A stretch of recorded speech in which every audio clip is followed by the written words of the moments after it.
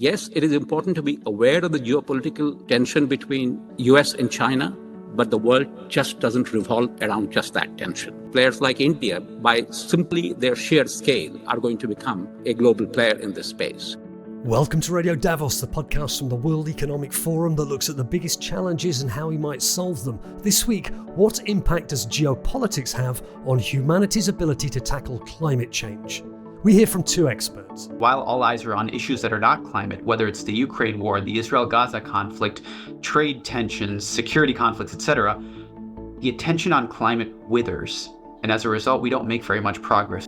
In a year when elections are changing the colour of governments around the world, these experts say the economic case for decarbonisation can succeed even when the political will is lacking, and will help close the global north-south divide. Around the world, as these technology costs fall, we will actually have done more to reduce global climate change by bringing down the cost of technology than we would have by trying to mobilize some paltry amount of international aid funding.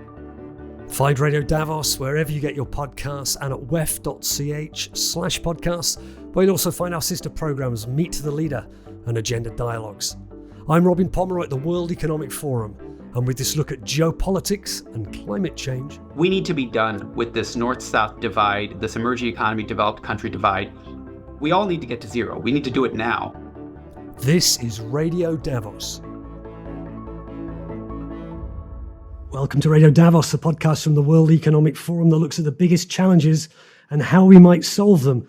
This week, we're looking at geopolitics and climate change, and I'm joined by a co-host, my colleague, Jess Margolis. Hi, Jess, how are you? I'm good. How are you doing? I'm very well, thanks, Jess. Now, Jess, you manage the World Economic Forum's Global Future Council on geopolitics. Remind us what that is. The Global Future Councils are multi-stakeholder fora at the forum, and I manage the Global Future Council on Geopolitics, as you said, which is a collection of 20 individuals from civil society, academia, the private sector, the public sector, who all have expertise on geopolitics. And this January, they published a report called Shaping Cooperation in a Fragmented World, which looks at ways to increase cooperation despite the current turbulent geopolitical landscape that we're in, across four themes: trade, technology, security, and climate. And the climate chapter has inspired this conversation. Right. And regular listeners to Radio Davos will have heard the Global Future Council on Geopolitics. A couple of months ago, we did an episode about the role of the so-called middle powers. That went so well in a discussion we had. We're revisiting the format this time, particularly this time to look at climate change. And as you said, the fragmentation of geopolitics or geopolitical strains or conflicts. And just as in that previous episode of Radio Davos, we have two experts joining us down the line, and you're going to introduce us to them. Yes. So first, we're joined by Dr. Arun Sivaram, who is the Senior Fellow for Energy and Climate at the Council on Foreign Relations. Varun previously served as Chief Strategy and Innovation Officer at Ørsted, which is the world's largest producer of offshore wind energy, and he was a senior advisor to Secretary John Kerry when he was U.S. Special Presidential Envoy for Climate during the Biden administration. We're also joined by Dr. Arun Sharma, who is senior advisor to the chairman of Adani Group, one of India's largest multinational conglomerates. And Arun leads the group's sustainability function and is also a distinguished professor emeritus at Queensland University of Technology. It's great to meet you both. So today we're talking about geopolitics, relationship to climate change. And let's start with the governance of climate change. Most people will have heard of the climate COPs, the conferences of the parties, the signatories to the UN Climate Change Convention. They happen every year, and they are supposed to set the global approach to climate mitigation. I wonder how the current situation of geopolitics is impacting on that process. Who wants to start us off? Varun? Sure. Thanks, Robin and Jess, and thanks for having me on. Look, it's a great question. You might think, look, with the fragmentation we're seeing, geopolitical tensions, if in fact climate progress were driven through the COPs, we should be very worried. The good news, however, and this is a controversial point, the good news is that climate progress actually probably isn't driven primarily through the COPs. The COPs, as you mentioned, Robin, are these United Nations convenings, these jamborees every year where countries around the world get together. They can hardly agree on anything. And that's probably the reason why very little actually gets done in these COPs. The high watermark of the COPs was probably the 2015 Paris summit, when Secretary John Kerry, who I'd then go on to work for, negotiated the Paris Agreement, in which countries basically said, look, we will sign up to do what we think we can do, no more. And the collective pledges we're going to make are not actually going to be enough to stop climate change or to limit it to 1.5 or 2 degrees warming.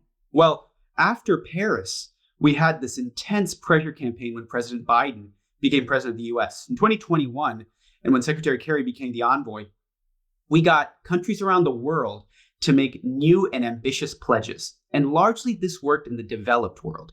In the developed world, for example, our G7 partners, nearly everybody made net zero by 2050 pledges. These targets are sufficient for the world to keep to a 1.5 or 2 degrees global warming target. The problem was the developing world, the emerging economies, did not make similar equivalent pledges. And so we've kind of hit a wall in terms of progress you can make through a grand UN negotiation process. The good news, however, is despite the fragmentation's impact on COP climate governance, which is, the COPs are messier than ever, a lot of good progress is still happening in the private sector, in the energy transition, and through domestic policy. Look, last year, solar deployment was up 70%. If you count this year, we're going to be up 100% over 2022, more than 500 gigawatts, half a terawatt installed. The clean energy transition continues. I've worked for the biggest wind energy company, one of India's largest clean energy companies. I've seen it on the ground. And so long as this continues and technologies improve, it doesn't actually matter very much whether the COPs get anything done. What's critical is that competition continues to drive a race to the top on the clean energy transition. Now, there are problems there ahead. We should talk about them. But I just want to refocus us away from the governance, which is largely a red herring, in my opinion. A red herring? Goodness, that's damning with not even faint praise, I don't think. Arun, would you agree with that? It seems the argument there is the profit motive, and the kind of private sector just has an interest in cracking on, competing on a global scale for these green technologies, and actually the diplomatic situation is less important. I think we're going to need multiple approaches if we are going to face this challenge of getting to net zero in time enough so that we do not have significant adverse impact of global warming. COPs will have a role to play, and I'll come to that, where they have a role to play. Yes, the private sector investment is going to be critical, and private sector investment will be required if the developing world, as Varun says, is not keeping pace. But we have to look at it from the perspective of the developing world. And yes, I know that they were not responsible for the historical accumulation of emissions. They also live in a world where climate change is a reality, and much of the adverse impacts will be felt in the global south. So it's not that they don't understand this, but what we need is the energy transition. India has set a target of 500 gigawatt of non-fossil fuel-based electric generation capacity by 2030. My own group, Adani Group, is on track to deliver 50 gigawatt of that by 2030. We are the largest renewable energy company in India and one of the largest in the world today.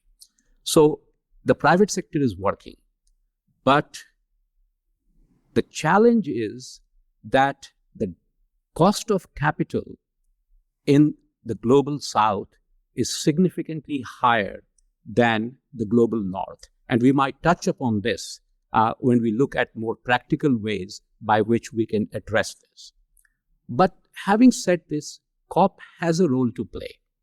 COP has a role to play because it can look at the differentiated trajectory of different parts of the world in meeting the climate change. It has to develop the framework by which the developed economies are assisting the global south.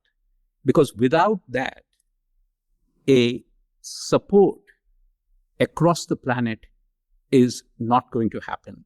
So So while I agree with Varun that private sector has to play an important role, without the governance mechanism, a global governance mechanism of the COP, we are in a sort of uncharted territory.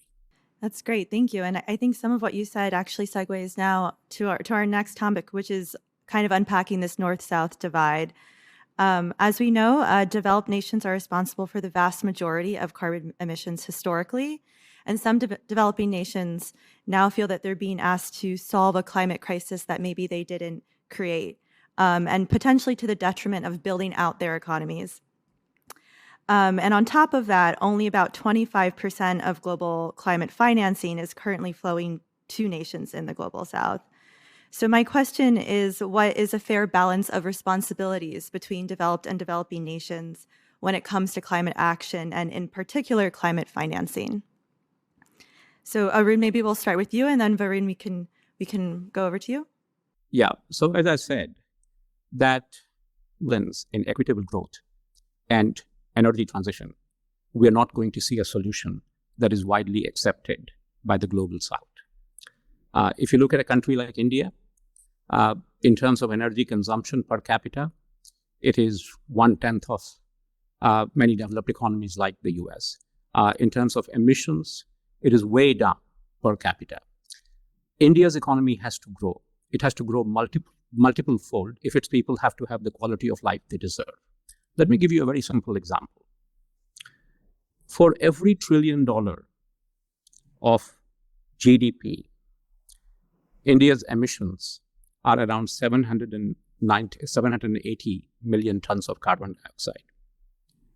For China, it is 590 million tons. For the United States, it's 190 million tons. And for European Union, it's 160 million tons.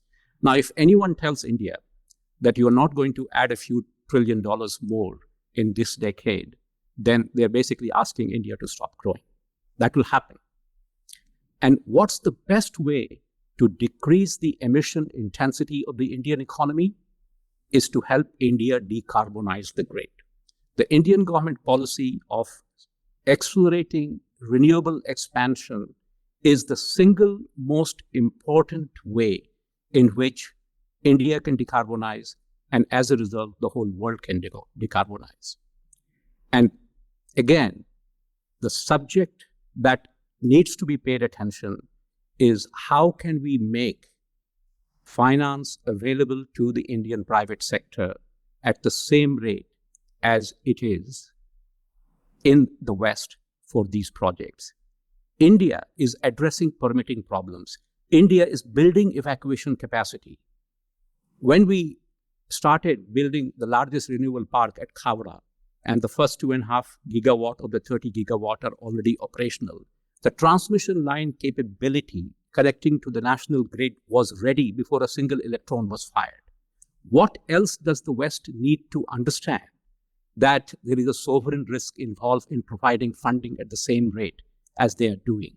Of course, multilateral development banks can provide some security, but if you are looking at this problem, this is what you have to address, the most important vector that is going to get us to where we want to be.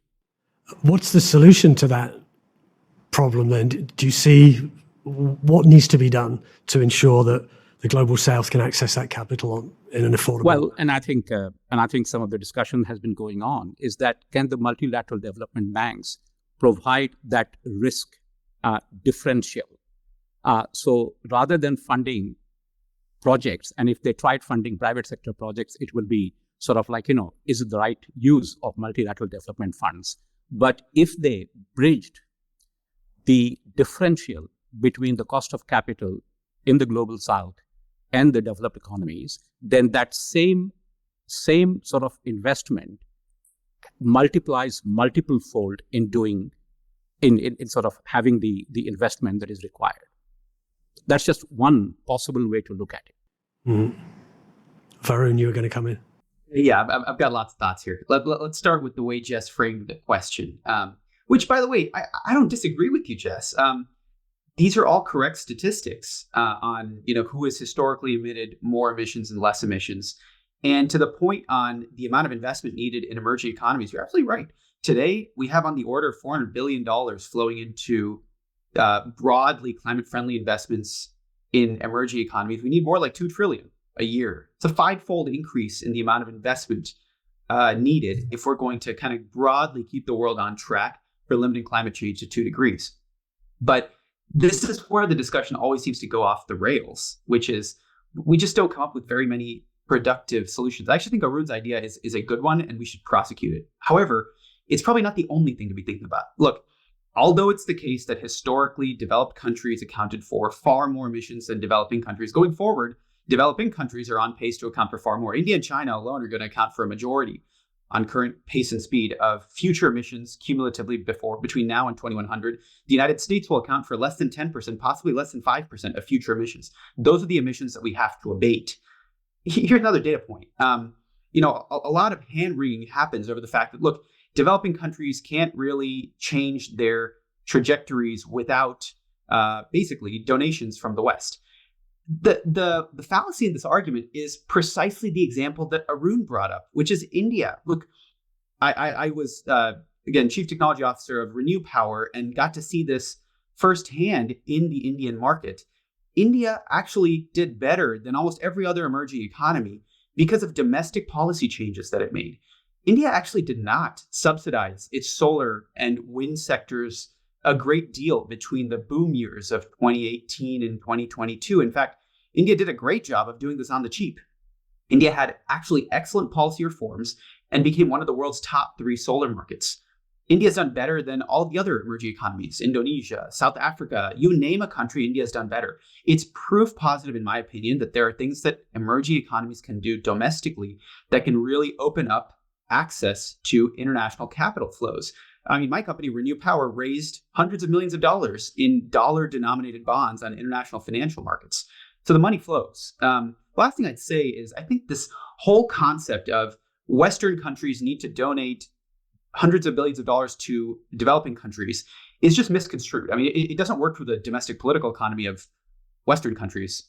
Voters don't really want to do that. But moreover, there are more effective things you can do. If you're in the West, for example, and you invest $1 or $100 million or $1 billion in bringing down the cost of a critical technology that then everybody around the world can use, it's both politically palatable and it helps even more than just donating that money. And so therefore, I think that certain aspects of America's Inflation Reduction Act that'll reduce the cost of electrolyzers and carbon capture, direct air capture, long duration storage, and other technologies. Yes, we'll do it in the United States with the United States technologies, but around the world, as these technology costs fall, we will actually have done more to reduce global climate change by bringing down the cost of technology than we would have by trying to mobilize some paltry amount of international aid funding. So I'd love to reframe the conversation here in terms of something that's both politically palatable and something that has real impact. I think technology is the key to that. That brings us nicely onto the issue of trade and geopolitics, because we've seen in the last few months trade tensions over things like Chinese-produced solar panels or electric vehicles. There have been trade tariffs put on to products, which in theory should help, where I am, Europe, become greener, emit less carbon. That there are various trade tensions which touch on the various green technologies. Is that a problem? And even the IRA, the Inflation Reduction Act in America, worries a lot of other trade blocs. Is it anti-competitive? Is it isolationist in some ways? Free trade advocates would say the freer the trade, the lesser the tariffs, the faster we will get those technologies working around the world. Look, to be clear, Robin, the Inflation Reduction Act does not impose tariffs. It does not obstruct the free flow of goods into the United States. Now, it does offer some subsidies that are preferential to American producers or to our allies and partners, people that we have free trade agreements with.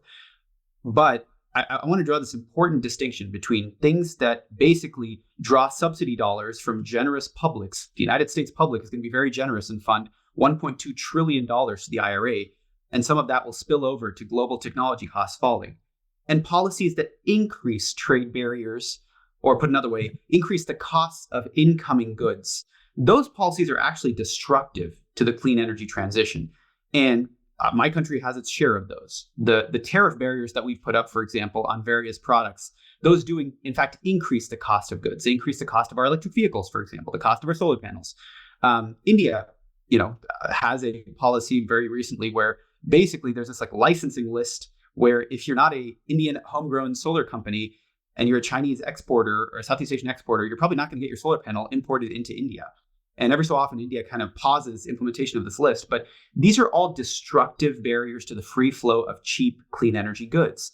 Now, we got to recognize political realities. A country like India or even the United States wants to make some of this kit at home. They're not satisfied that China gets to dominate the production of solar panels, wind turbines, electric vehicles, batteries. And in fact, China's gone forward and said, look, these are going to be my top strategic industries. I want to build them. I want to make them cheap and I want to export them. So there is this global competition on who's going to get to make the products of the future. But Robin, from a pure climate perspective, the answer is clear. Policies that raise the costs of incoming goods, such as supply chain components for any of these clean energy products, these policies hinder the ability to deploy clean energy straightforwardly. So if I can come in here, and I think I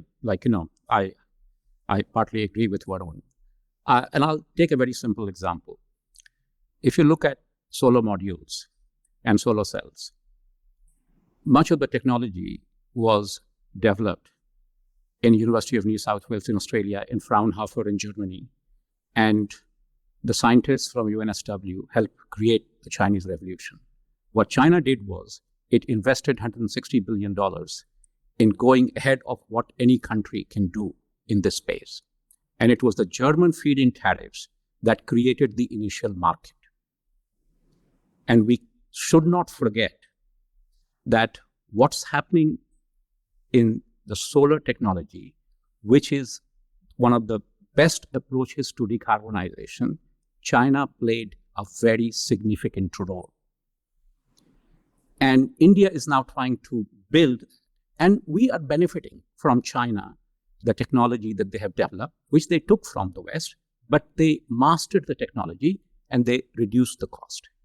And so if a company tells you that geopolitics is stopping them from decarbonizing, I don't think it works. But in the long term, these kind of barriers will halt or will slow down the decarbonization pathway. Let me give you another example. Varun did mention about electrolyzers.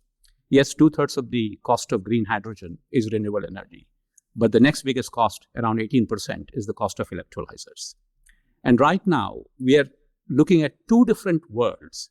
There are the Chinese electrolyzer economics, and then there is the Western electrolyzer economics, which is 2 or 3 times more expensive. Okay? And it's not very clear if IRA is going to reduce the cost, because what manufacturers are doing is they're already taking into account the benefits that are going to come from it. And Chinese technology can actually accelerate the adoption of green hydrogen. And so I think we have to understand that innovation and business development are relay races. We pass the baton from one place to the other, and then someone else passes the baton, and it all comes down, and we all benefit. And I think we have to really look at not creating barriers that actually make the transition more difficult.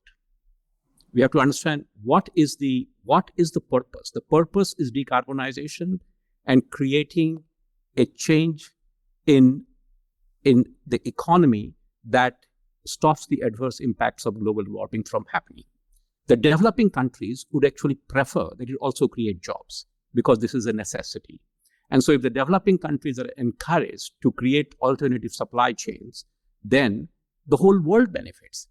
If India, we are building our solar modules, our wind turbines, and yes, it will be an alternative to China, but we are grateful to China to actually provide the technology, which they're grateful to the West for providing their technology.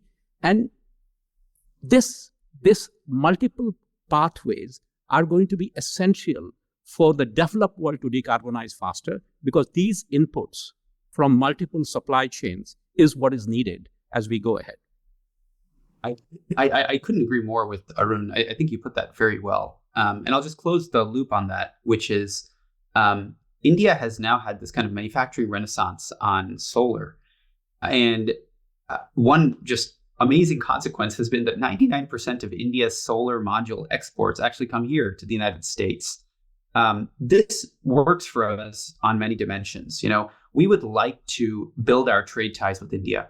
We also would like to reduce our dependence on China. And finally, we'd love to align our supply chain coalitions on clean energy with our security coalitions on clean energy. And as you know, the Biden administration has spent a lot of effort working with groupings such as the Quad, with India included. So add one final point, which is Arun mentioned, hey, the ultimate goal here is decarbonization. Arun believes this. Varun, sorry, I'm sure this is super confusing to all of our listeners, but I believe this too. But countries are messy, and countries don't have monolithic single goals. The United States has security objectives as well. And so we are right now enmeshed in a security competition with China. We have real security considerations. And when it comes, for example, solar really doesn't pose a security risk. So it doesn't actually matter if I'm dependent on China for solar. But it does matter if I'm dependent on something that's a national security commodity. I think batteries is one of those things. So it does matter in the United States. Therefore, it's going to take action to protect its domestic economy, the military devices that depend on batteries or consumer electronics that depend on batteries, and therefore want to diversify our supply chain. So for a security reason, we may want to do something that's a little more expensive than the pure best thing for climate, the cheapest way to achieve the climate transition. And that might explain some of the behavior you're seeing from the US. Similarly, as Arun mentioned, if you're in a developing country, you may care about economic development at home, place-based jobs, in addition to the cheapest decarbonization pathway. Thanks, Varun. And if I might just follow up on that, talking about the geoeconomic competition right now between the U.S. and China, can you discuss a little bit how that might be changing the calculus of other countries, like middle powers, for example, as they think about their climate plans and their climate actions, and how it could also be impacting maybe the plans of oil-rich nations who are looking at the energy transition and the move away from fossil fuels and are likely reconsidering what their plans might be in the future? Yeah, let me speculate as to a few different ways this might impact the other countries. So you think about the United States and China, who are going head to head. We announce our tariffs, they announce their export restrictions. The European Union gets involved and announces a 25% tariff on imported electric vehicles. What happens to the Indias, the Indonesias, et cetera, of the world, right? One potential outcome is what I'll call the dumping ground effect.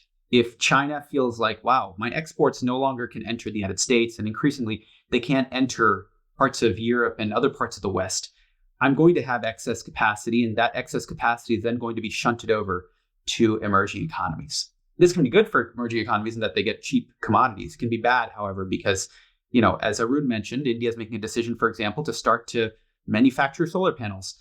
You can't compete when Chinese solar panels are 10 cents a watt, right? They are simply right now at a very low and depressed price that makes it impossible to build a domestic industry. So that dumping ground effect, I think, is going to affect middle countries.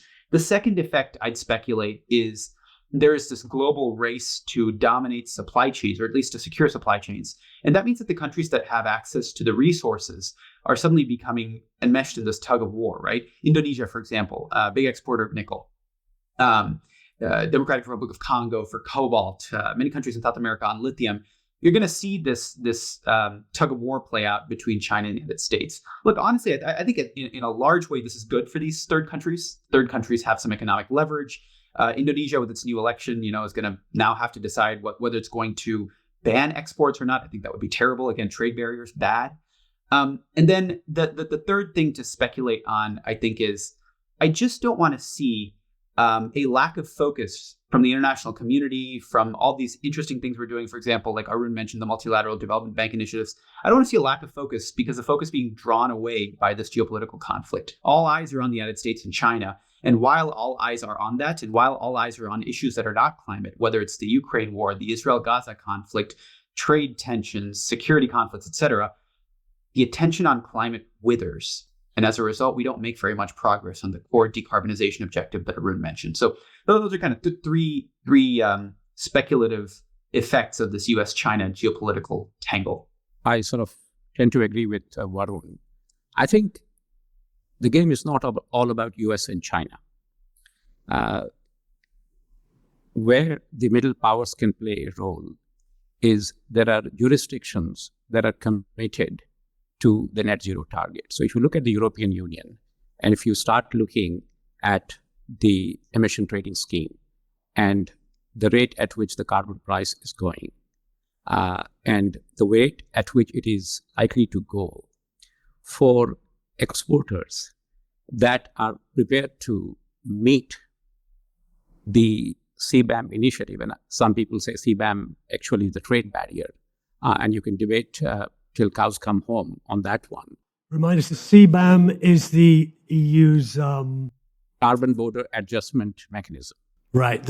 Well, that is a mechanism that they have introduced to make sure that emissions are not outsourced to the developing world.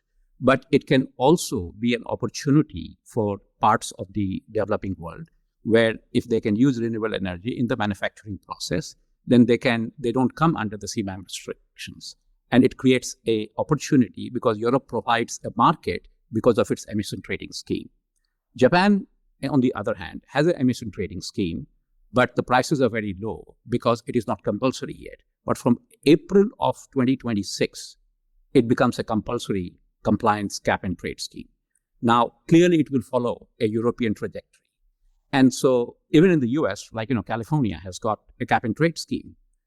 So I think, yes, it is important to be aware of the geopolitical tension between US and China, but the world just doesn't revolve around just that tension because there is innovation happening in European Union.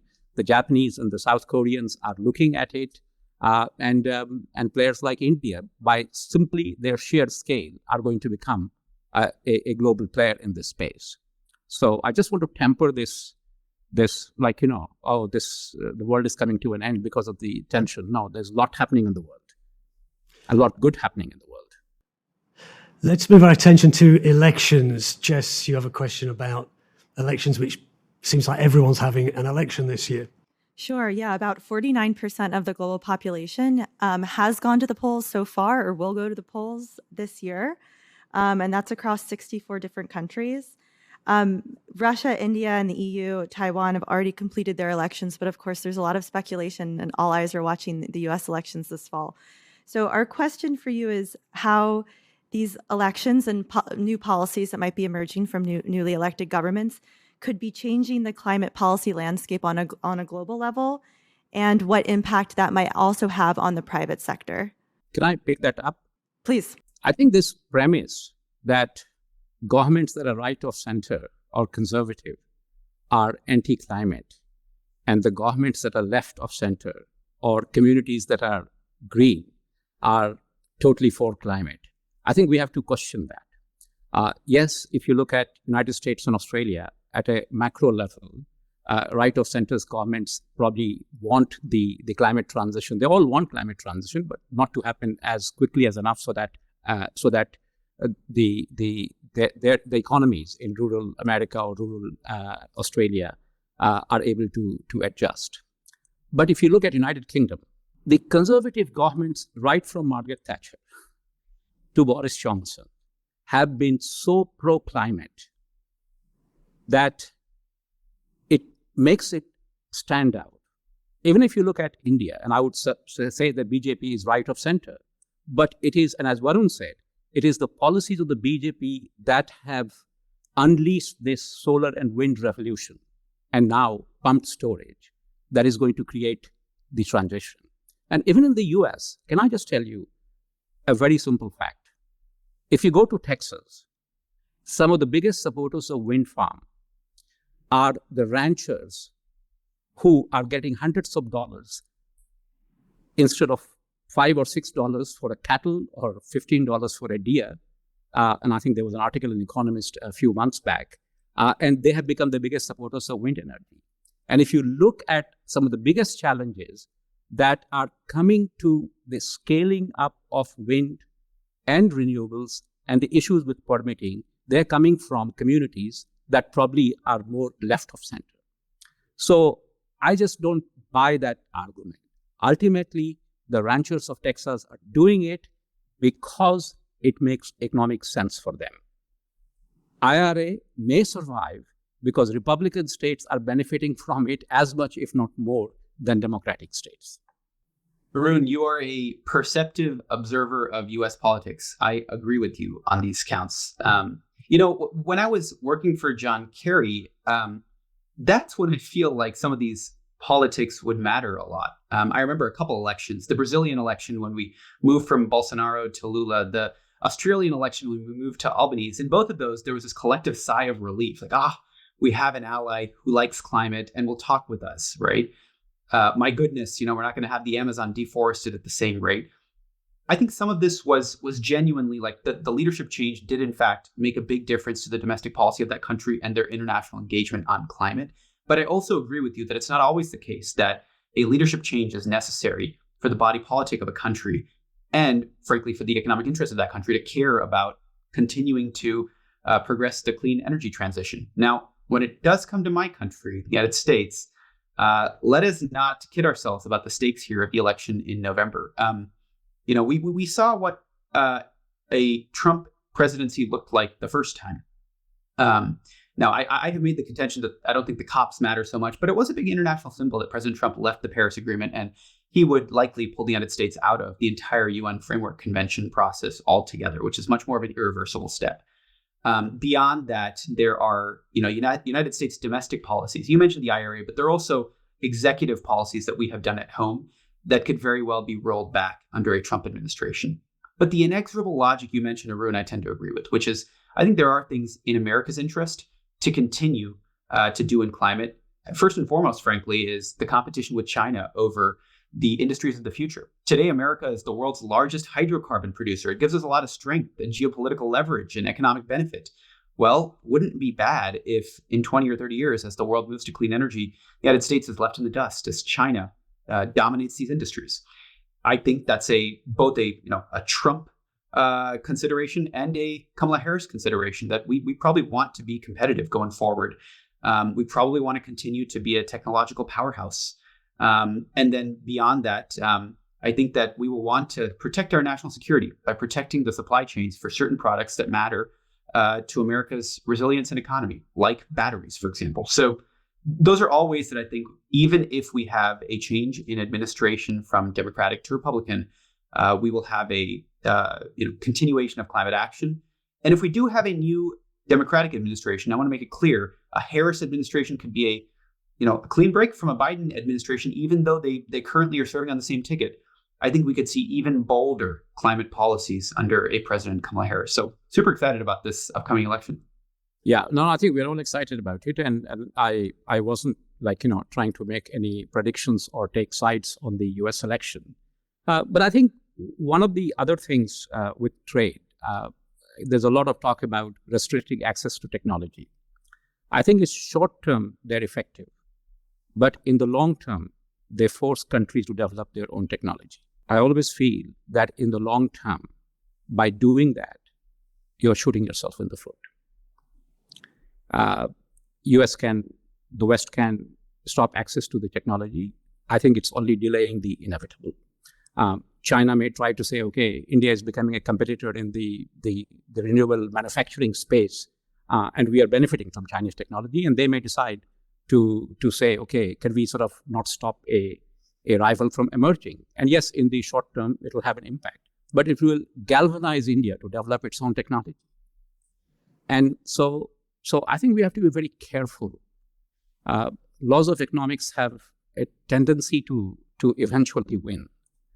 And I think there is a lot more hopeful things that we can think of than the negativity that geopolitical competition is pointing to.